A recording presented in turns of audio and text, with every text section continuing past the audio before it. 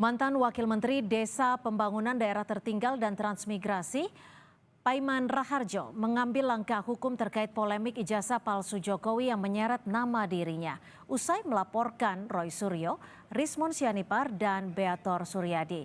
Paiman datang ke Polda Metro Jaya untuk menjalani pemeriksaan awal sebagai pelapor dugaan tindak pidana pencemaran nama baik, penyebaran berita bohong hingga dugaan pemerasan.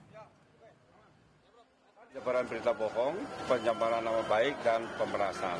Sedangkan yang terlapor adalah Roy Suryo, Rismon, kemudian Hermanto, dan Bambang Suryadi Bitor.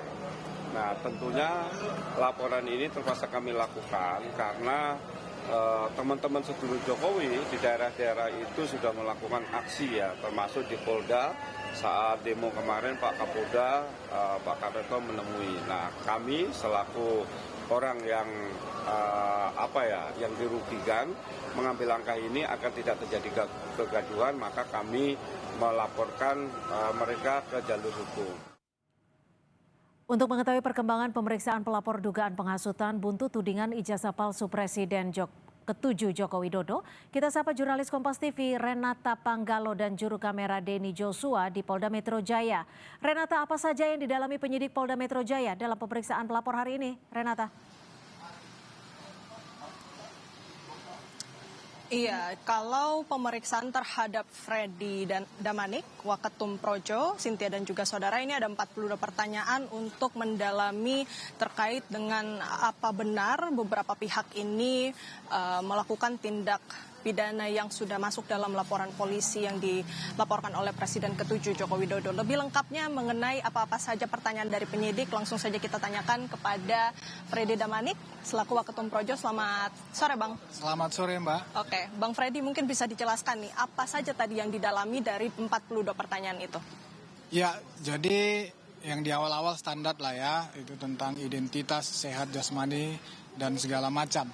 Kalau tentang substansi, tentunya yang berkaitan dengan apa yang saya ketahui, apa yang saya alami langsung sehubungan dengan laporan perkara Pak Jokowi yang dilakukan oleh Pak Jokowi, yaitu fitnah pencemaran nama baik dan ITE.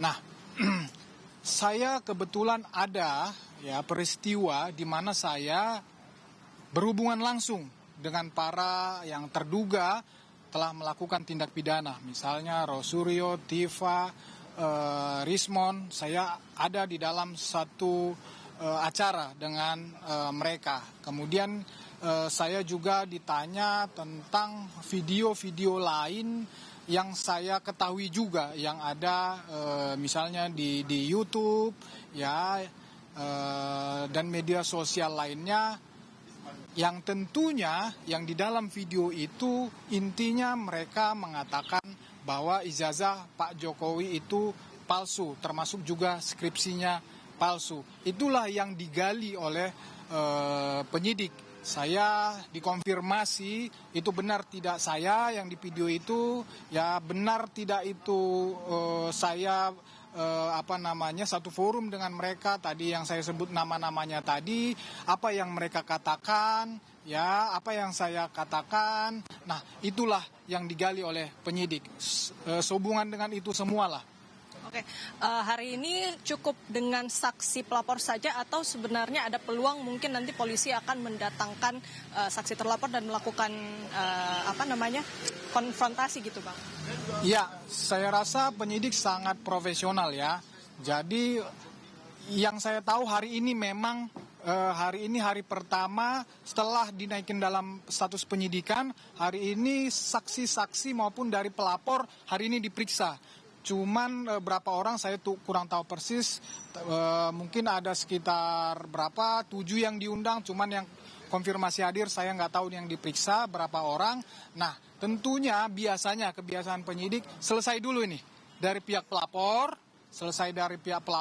tapi nanti sambil berjalan bisa juga ahli diperiksa, bisa juga dari lembaga-lembaga terkait. Ini kalau nggak salah saya ada 10 misalnya UGM, KPU, segala macam. Ya, kalau ahli misalnya ada dari BRIN, ada Dewan Pers, dan lain-lain lah. Nah, biasanya yang para terduga ya yang melakukan ini biasanya nanti terakhir-terakhir mereka. Ya mungkin let's say awal-awal bulan lah ya, awal-awal bulan depan mungkin mereka itu diperiksa. Biasanya sebagai saksi dulu diperiksa. Terima kasih banyak Bang Freddy.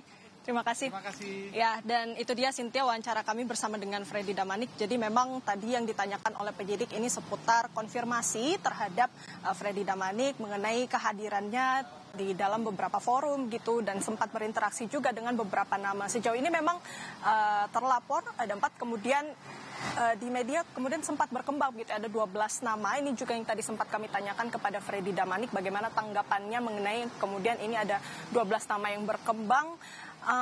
Salah satunya Abraham Samad memang tadi sempat saya tanyakan itu mengenai keterlibatannya sebagai podcaster di dalam suatu podcast. Ini yang tentu juga masih akan didalami peluang untuk memanggil saksi-saksi lain baik itu dari pelapor maupun terlapor. Cynthia.